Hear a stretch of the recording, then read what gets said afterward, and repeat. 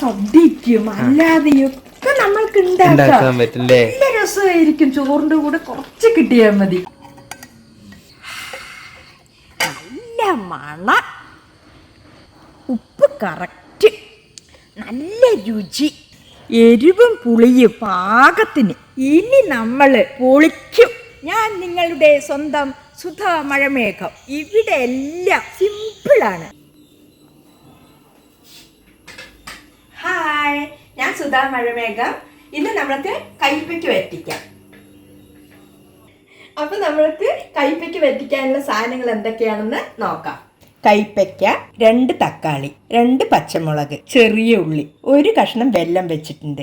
കടുക് വറുക്കാനായിട്ട് കടുക്, വെന്തയം, ചുവന്ന മുളക്, കായപ്പൊടി, കറിവേപ്പില, വാളംപുളി വെള്ളത്തിലിട്ട് വെച്ചത്, കല്ലുപ്പ്, മല്ലിപ്പൊടി, മുളക് പൊടി.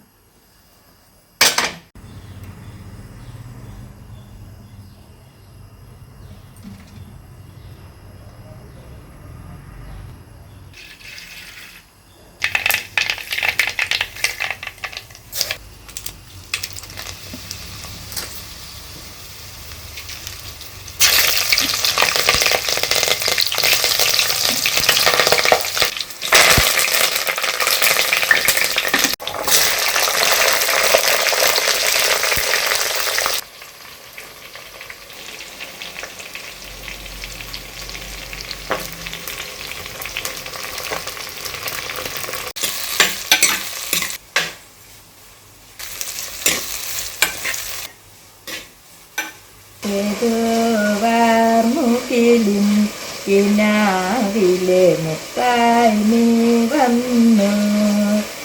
ഏതോ വാർമുകിലിൻ കിനാവിലെ മുത്തായി നീ വന്നു.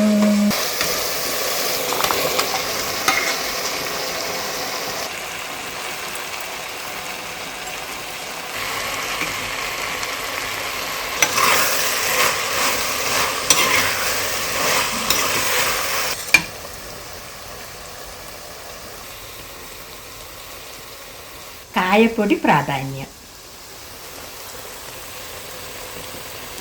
ഇനി നമ്മൾക്ക് പുളി പിഴിഞ്ഞൊഴിക്കാം.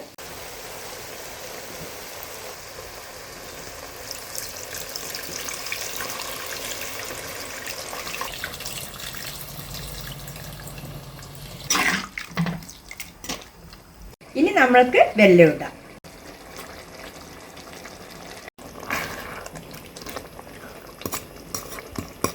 ഇത് നന്നായിട്ട് വറ്റണം. അടച്ചു വെക്കുക. തീ നന്നായി കുറച്ച് വെക്കുക.